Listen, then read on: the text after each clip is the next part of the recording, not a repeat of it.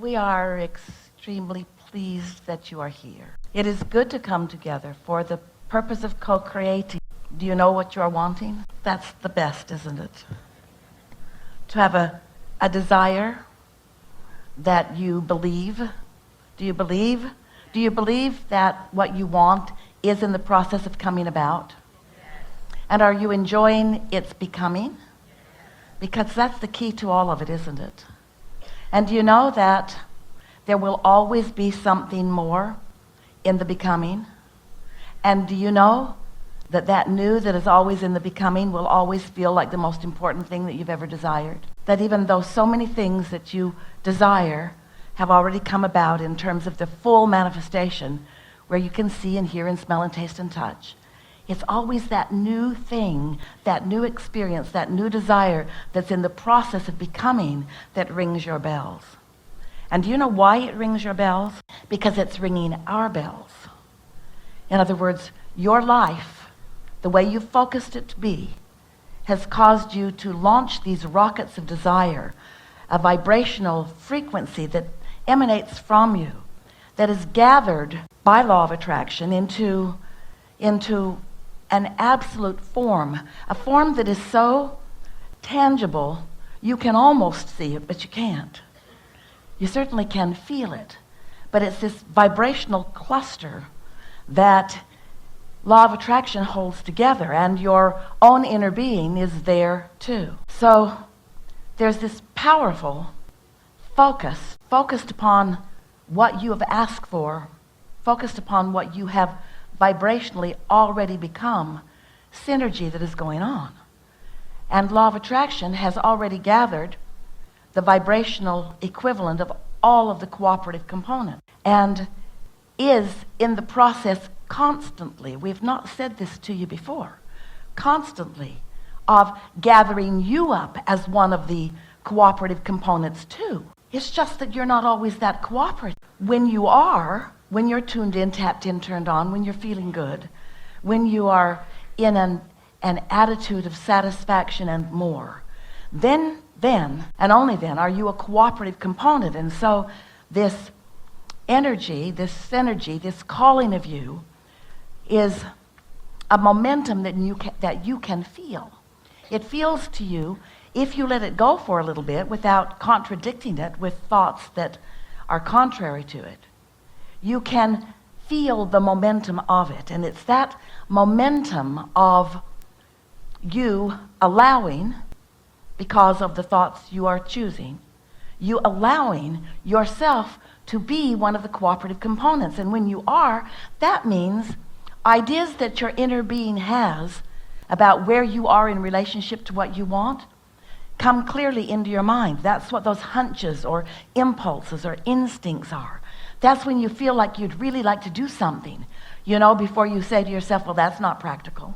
That feeling of wanting to do something is what it feels like to you when you are under the influence of your inner being, under the influence of your source energy, under the influence of your own vortex, a cooperative component to what you have asked for. So there is a period of time, usually, that you get to witness the becoming of what you've asked for. That's when your thoughts turn to things. That's when your ideas of what you want turn into actual things and experiences and relations. And if you are not too enamored with what is, then you're going to have a happy, happy time on your way to continual becoming. But if you are really, really, really interested in what is, and it has a whole lot of your attention, then the what isness of your life experience will slow the what is becoming down. Because what is isn't the same vibration as what is becoming. What is what launched your rocket of desire. It's what gives impetus to it. And your own inner being tending to it, focused upon it, knowing about it, excited about it, clear about it, causes the law of attraction to attract. It's a good name, law of attraction. Everything that is not just necessary for the complete becoming of what you want, but you hold the key to the attraction process. because you've got to be in sync with what you want and not a vibrational match to its absence. And that's why, in these days that we are together, we would like to talk you in to not being so aware of what is in relationship to what's becoming. Because what is different than what's becoming. What is will cause a frequency within you that will actually hold away from you what is becoming. Does that make sense to you? Yeah. You were source energy before you came into this physical body, and most of you still is. And as you came into this body, you knew that you'd be sorting and sifting and deciding. And you knew that once you got focused upon something that you didn't want, that you would launch a rocket of what you did want, because you knew that every subject was really like a stick with two ends of it. Unwanted or absence of what is wanted on one end and what is wanted on the other. And so, as you digest life, as you move through life, as you let life come to you, sometimes it feels like it comes at you.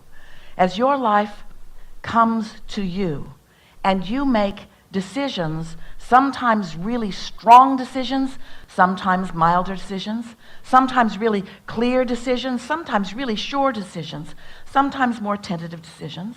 It depends upon where you are and how you're feeling and what you're letting in. But you're launching these rockets of desire that as soon as you launch them, your inner being becomes one with them. And really, we'd like you to know you don't have to go back and revisit them again unless you are amending them, which you often are, unless you are clarifying them, which you often are. But it does not require you to continue to do the step one part of the equation, which is ask, in order to have it come about. In fact, we've not said this to you before this clearly. If you stay in that asking mode, you won't let it in. Because you ask from the attitude of, I want this thing that I do not have, do not have, do not have, I do not have. I would like to have this thing that I do not have, that I do not have, that I do not have, that I do not have, that I do not have, that I do not have. I would like to have this thing that I do not have, that I do not have, that I do not have, that I do not have. And I don't know very many people that have it. Most do not have it either. They do not have it. They do not have it. Look around. Look around, you say. Let's take stock of what is. And so, without even meaning to, you think you're being objective. You think you're being truthful. You think you're being fair-minded. You think you're telling it like it is, and you may very well be telling it like it is, and that's what we want to talk you out of doing. Because as you keep telling it like it is, you don't let it become more because you are so stuck on what is. Are you following? So, step one is you ask. Step two is it's answered. That's our part. And step three is what we'll talk mostly about while we are together. Step three is you must find a way to be in